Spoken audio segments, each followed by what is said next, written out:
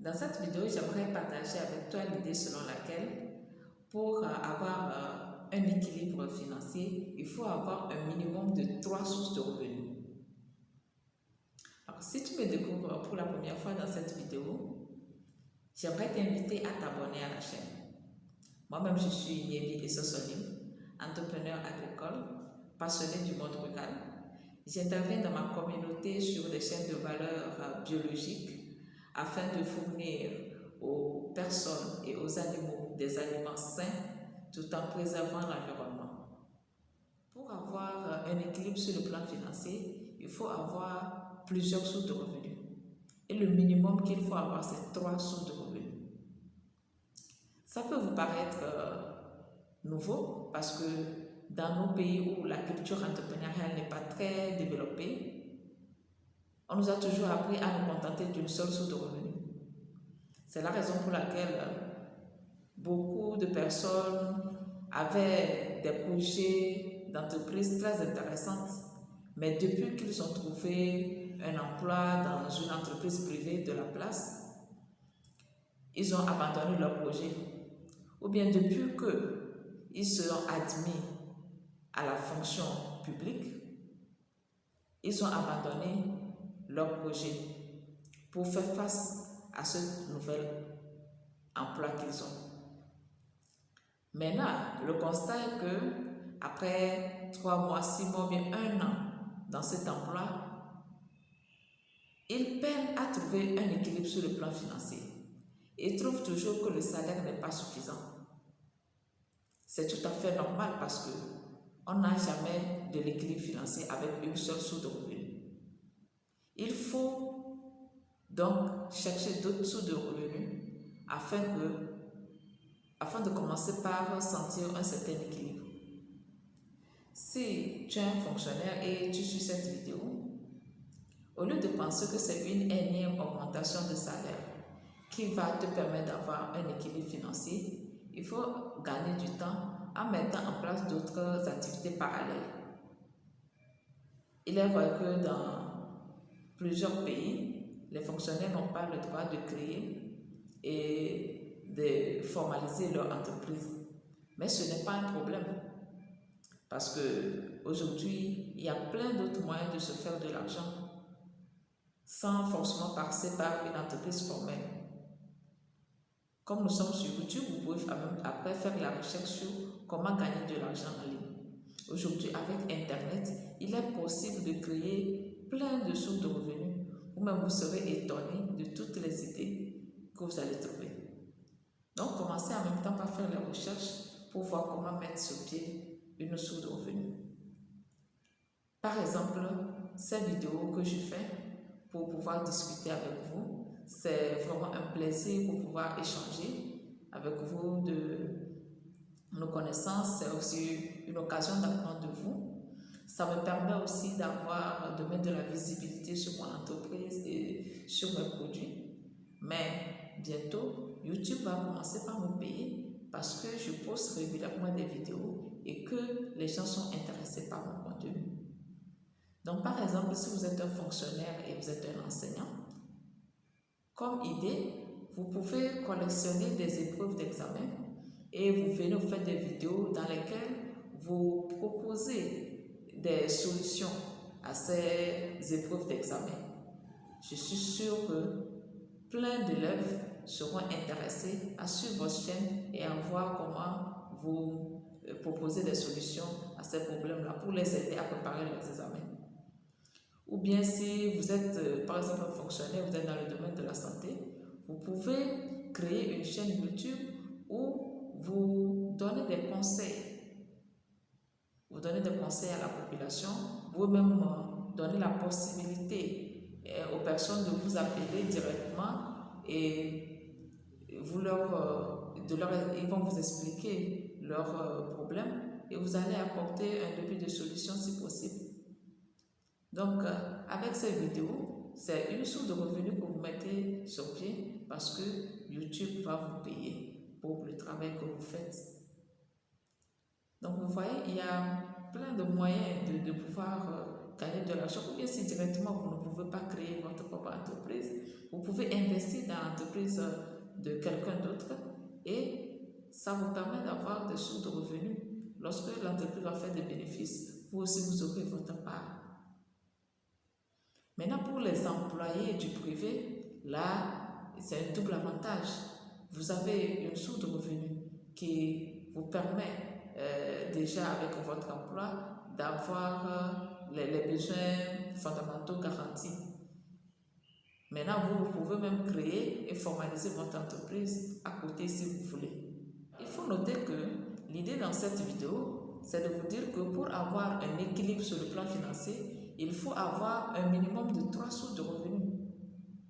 Donc, si actuellement c'est une source de revenus que vous avez, il faut savoir qu'il faut encore trouver 2 autres supplémentaires. Ça, c'est le minimum à avoir. Après tout, vous pouvez décider de combien d'autres sources de revenus vous pouvez ajouter. Maintenant, j'aimerais m'adresser à mes sœurs qui ont pour travail à plein temps le ménage, s'occuper de la maison, s'occuper des enfants, s'occuper du mari. Je tiens à vous féliciter parce que c'est le travail, à mon avis, le plus dur qui soit. Maintenant, dans cette vidéo, on est en train de dire que pour avoir un équilibre sur le plan financier, il faut avoir un minimum de 3 sources de revenus. Ma soeur, combien de sources de revenus tu as? Si c'est seulement le travail de ménagère que tu as, c'est vrai que c'est un travail, mais ce n'est pas une source de revenus. Donc, dans ton cas, actuellement, tu as 0 source de revenus. Même pour celle dont le chef de la famille donne un montant pour ses besoins personnels à la fin de chaque mois, j'aimerais te rappeler que ce n'est pas une source de revenus, c'est un don. Parce que le jour où le chef de la famille ne peut plus donner, ou bien ne veut plus donner, tu ne peux pas te plaindre quelque part. Parce que depuis quand on paye une femme parce qu'elle s'est occupée de sa propre maison, ou bien elle s'est occupée de ses propres enfants, tu ne peux te plaindre nulle part parce que c'est écrit nulle part qu'il faut payer une femme pour ces activités-là. Donc, on se met d'accord que pour le moment, tu as 0 source de revenus. Et il faut mettre en place un minimum de 3 sources de revenus. Donc, tu vas commencer déjà par chercher quelle source de revenus mettre en place. Si tu es en mesure de suivre cette vidéo, c'est que tu as accès à Internet et que tu as un smartphone. Donc, tu vas faire des recherches toujours sur Internet. Si pour le moment tu n'as aucune idée, tu ne sais pas par où commencer, tu vas faire des recherches pour commencer par mettre sur pied des sources de revenus. N'aie pas peur de commencer à travailler de tes propres mains, même si tu n'as pas un capital de départ. Pour être épanoui et équilibré sur le plan financier, il faut avoir 3 sources de revenus, au minimum 3 sources de revenus. Donc, je t'encourage sincèrement à commencer dès maintenant à mettre sur pied une source de revenus, ensuite une seconde et une troisième. Après tout, tu vas voir s'il faut encore ajouter d'autres ou pas. La dernière catégorie de personnes à laquelle j'aimerais m'adresser dans cette vidéo, ce sont les entrepreneurs. Souvent, les nouveaux entrepreneurs, ceux qui commencent nouvellement dans les affaires. Moi-même, j'ai fait cette erreur. J'aurais aimé qu'on me donne ce conseil-là plus tôt. Parce que quand on commence l'activité, on se concentre seulement sur notre activité principale, sur notre idée d'entreprise, et on ne pense pas mettre sur pied d'autres sources de revenus alternatives. Mais qu'est-ce qui se passe généralement avec notre entreprise? Quand on commence, il y a toutes les difficultés. À un moment donné, on n'a plus de trésorerie. Par exemple, moi, j'étais dans la production et l'exportation de l'ananas. Donc, je ne me concentrais que sur ça. Mais en 2020, lorsqu'il y a eu la crise et on a fermé les aéroports, on s'est retrouvé sans aucune source de revenus. On ne pouvait plus faire d'autres choses. C'est là que j'ai compris le danger de n'avoir qu'une seule source de revenus.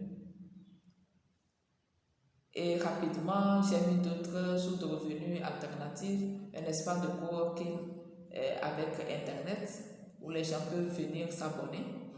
Et nous avons dû transformer nos ananas en jus. Donc aujourd'hui, j'ai au moins, bon, pour vous dire, au moins j'ai 3 sources de revenus. Donc, qui font que quand bien même l'activité d'exportation d'ananas n'est plus vraiment comme avant, au moins nous avons d'autres sources de revenus qui nous permettent d'avoir de la trésorerie. Donc, chers entrepreneurs, c'est bien vrai de se concentrer sur une activité, votre activité principale, mais c'est encore mieux de mettre en place d'autres sources de revenus, même si ce n'est pas des sources de revenus très importantes, mais des sources de revenus qui vous garantissent au moins d'avoir la trésorerie pour pouvoir faire face à certaines activités au cas où vous rencontrez des difficultés dans votre activité principale. Et nous savons que dès les débuts sont toujours difficiles, vous aurez toujours ces difficultés-là dans votre activité principale. Donc le mieux, c'est en même temps de chercher d'autres sources de revenus alternatives pour pouvoir faire face à cela. Je vous remercie beaucoup d'avoir suivi cette vidéo. Maintenant, en commentaire, dites-moi ce que vous pensez de la vidéo. Dites-moi si vous trouvez ces idées-là nécessaires, si vous trouvez ces idées intéressantes pour vous. Et surtout, pour ceux qui ne sont pas encore abonnés, abonnez-vous à la chaîne et on va partager beaucoup de choses sur l'entrepreneuriat, sur les stratégies, comment faire pour réussir dans vos activités. Merci d'avoir suivi la vidéo et à